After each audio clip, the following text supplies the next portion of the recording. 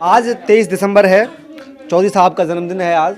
तो जब भी किसानों की बात आती है, चौधरी साहब को याद करना कहो कि मजबूरी है हमारी। लेकिन आज चौधरी साहब हमारे बीच में नहीं है और देश में जिस प्रकार का माहौल चल रहा है, जिस प्रकार किसान अपने तमाम मुद्दों के लिए या फिर जो 3 बिल आए हैं उनकी खिलाफत में किसान सड़कों पर है। तो हमारे साथ पूर्व में मंत्री रहे तेजपाल जी, उनसे जानेंगे कि किसान किस प्रकार से आज चौधरी साहब को याद कर रहा है। अगर आज वो होते तो परिस्थितियां क्या ऐसी होती या फिर किस ढंग से वो इन मुद्दों को टैकल कर रहे थे। आप इधर आ जाइए या तो फिर इधर आइए। आज चौधरी साहब जिंदा होते तो क्या ये परिस्थितियां सामने आती जो किसान आज झेल रहा है? देखिए, आज चौधरी साहब का 118वां जन्मदिन मना रहे हैं हम लोग। अभी उनकी मूर्ति पर माल्यार्पण करके आए हैं, वहाँ एक सभा भी हुई है। और मुख्य रूप से सबसे बड़ी बात यह है क्योंकि किसान प्रधान देश है, कृषि प्रधान देश है, और चौधरी चरण सिंह ने ही इस देश के किसानों की आवाज़ बन के इस देश के किसानों का भला किया, कानून बना के किसानों का भला किया। और आज जो इन्होंने क्योंकि एक वही परिस्थिति सेम आ रही है जो जवाहरलाल नेहरू के सामने सहकारिता की बात हुई थी। चौधरी चरण सिंह ने उसका विरोध किया था, सहकारी खेती का। और उस समय विरोध करने के बाद ये था कि सहकारी खेती अगर हो गई तो किसानों की ज़मीन बढ़ जाएगी, किसान जो है मजदूर बन जाएंगे। वही आज फिर दोबारा वही स्थिति आई है और बीजेपी सरकार ने, मोदी सरकार ने जो है उसको ठेके पर किसानों की खेती देने की बात की है। वही कानून बनाए, काला कानून। और उसमें सबसे बड़ा अफसोस इस बात का, मंडियाँ ख़त्म हो जाएंगी, किसानों की एसएमपी की कोई गारंटी नहीं रहेगी, एमएसपी की कोई गारंटी नहीं रहेगी किसी तरह से। तो अब उसके बाद जो है किसान तो मारा मारा फिरेगा। वो ठेके पे खेती होगी, किसानों को तो मजदूरी करनी पड़ेगी, छोटे किसानों की ज़मीन और चली जाएगी। तो इसीलिए किसान तबाह है पूरे देश का। और सबसे बड़ी और ये की है इन्होंने कि देखिए, ऐसी कोई इमरजेंसी नहीं थी, कहीं कोई किसान आंदोलन नहीं कर रहे थे, कहीं के किसानों ने ये नहीं कहा कि साहब हमारे लिए कानून बनाओ। और उन्होंने ज़बरदस्ती लॉकडाउन में जो है, जिस समय जब कोरोना का काल चल रहा था, उस समय लोकसभा बुला के लोकसभा में पास कराया, उसी दिन राज्यसभा में पास कराया, दूसरे ने राष्ट्रपति से लेकर कानून बना दिया। ऐसी कौन सी जल्दी थी? तो जिसकी चर्चा करा लेते देश में, भरा बुरा इसका समझ लेते सब। लेकिन वही उसी पैटर्न पर क्यों अडानी और अंबानी के लिए पूरे देश के किसानों को भी सौंपना चाहते हैं। तो वही स्थिति जो बना दी, उसी के लिए किसान आज लाखों की तादाद में जगह जगह बॉर्डरों पर बैठे हैं। इतनी भयंकर सर्दी में जो है किसान परेशान हो रहे हैं। लेकिन बड़ा अफसोस इस बात का हो रहा है कि चौधरी चरण सिंह के इस देश में आज किसानों की ये हालत हो रही है। चौधरी साहब आज जिंदा होते तो शायद कुछ और ही परिस्थिति होती।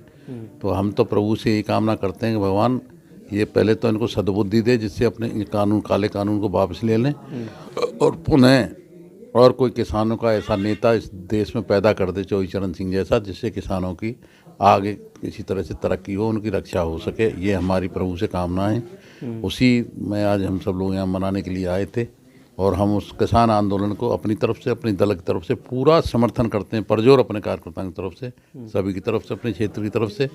और सबसे बड़े अफसोस की बात हमें एक होती है, यहाँ के स्थानीय प्रतिनिधि हैं, मंत्री भी हैं, जिन्होंने किसान के बल पर राजनीति की है, आज भी किसान की राजनीति करते हैं।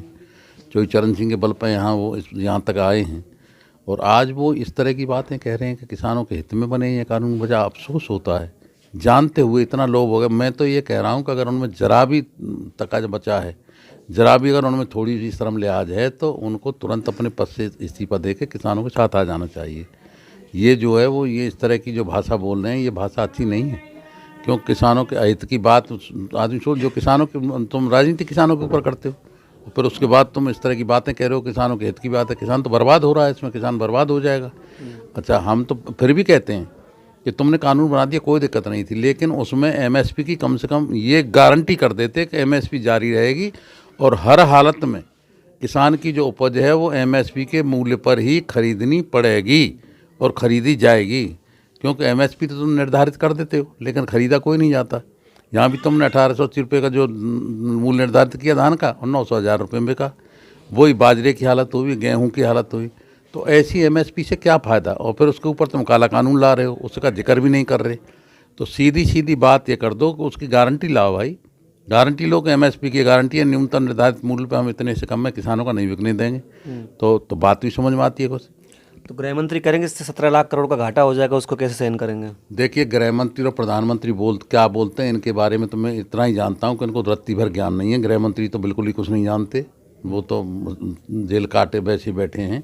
क्योंकि सबसे ज़्यादा, अब प्रधानमंत्री कल वहाँ कह रहे थे उसमें कि 8 करोड़ लाख रुपए का डेयरी उद्योग है किसानों से जुड़ा हुआ। भाई ठीक है, किसानों से जुड़ा हुआ डेयरी उद्योग 8 लाख रुपए करोड़ का है, लेकिन तुमने कभी ये सोचा है कि 8 लाख करोड़ में किसानों को क्या लाभ हो रहा है, क्या नुकसान हो रहा है?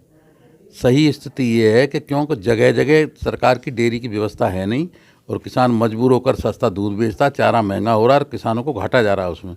और तुम कह रहे हो कि 8 लाख करोड़ का हमने ये कर दिया, तो तुम्हारे क्या देन है उसमें भाई?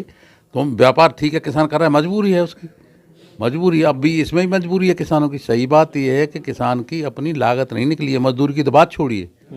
पहले तो ये होता था कि मजदूरी भी नहीं निकलती थी, अब तो लागत भी नहीं निकली है। इस रेट में अगर इसी तरह से रखेंगे तो किसानों की लागत भी नहीं निकलेगी। तो वो स्थिति ये बनाने जा रहे हैं। और इसमें अगर जो है जैसे बड़े बड़े गोदाम 100 गुने यहाँ बनने हैं, पंजाब अडानी अंबानी के, इसीलिए तो बनाए जा रहे हैं। किसानों से सस्ते मद्दे खरीदेंगे, उनमें डंप कर देंगे और डंप करने के बाद में फिर उसको अपने मनमाफिक रेट पर बेचेंगे। अच्छा, किसानों को क्यों MSP कोई होगी नहीं, कोई गारंटी नहीं होगी, तो जो चाहे वो जिस रेट में खरीदेंगे। ये स्थिति आ रही है। कुछ किसानों का डर ये है कि फार्म एग्रीमेंट के बाद तो जैसे 5 साल का एग्रीमेंट करेंगे तो ज़मीनों पर कब्जा हो सकता है। अगर ज़मीनों पर कब्जा होता है तो सर छोटू राम और चौधरी चरण सिंह के जो ज़मींदारी उन्मूलन के जो बिल आए थे, तो 10% टैक्स देकर किसानों को ज़मीन मिल गई थी, तो उस लाभ का जो समय दिया गया था तो वो सब तो फिर जीरो हो जाएगा इस हिसाब से। नहीं, ये तो इनकी नीयत है ही। ये इस पट्टे पे खेती के छोटे किसानों को तो तबाह कर ही देंगे, बर्बाद कर देंगे। छोटे किसानों की ज़मीन सब चली जाएगी। भाई आप मुझे बताइए, देखिए ये आप भी जानते हैं, हम भी जानते हैं, मंडी की जो व्यवस्था है इसको सबसे पहले सर छोटू राम ने 1936 में पंजाब में लागू किया था। और ये जो विचार था चौधरी चरण सिंह का, उन्होंने किया, सब इसका लेखा जोखा तैयार किया था। उत्तर प्रदेश में 1954 में 1954 में लागू किया जब माल के मंत्री बने थे। तो अब मंडी की व्यवस्था ये है कि किसान मनमाने ढंग से वहाँ कोई जो व्यापारी नहीं खरीद सकता। डेयरी पे किसान जाता है, वहाँ बोली लगती है, अपनी मर्जी से बेचता है। अब उसके बाद जब उसको किसान को ये पता ही नहीं रहेगा कि क्या है, वो जब मंडी ख़त्म हो जाएंगी और 80% किसान, मैं कह रहा हूँ ऐसा है, जो 80% किसान अपना काम आड़तियों से चला रहा है।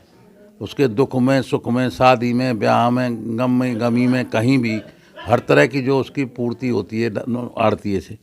तो ये सब व्यवस्थाएं फेल हो जाएंगी। व्यवस्थाएं फेल हो जाएंगी तो वो कर्जा लेगा उससे, उसी जो सरमाएदार से जब कर्जा उससे लेगा तो उसी के हाथ गिर भी रखेगा, ज़मीन बेच जाएगी। ज़मीन 2 बार में ही 2 साल में खरीद लेंगे, उसको ले लेंगे, अपने कब्जे में ले लेंगे, किसान से फिर नौकरी करवाएंगे उसी में।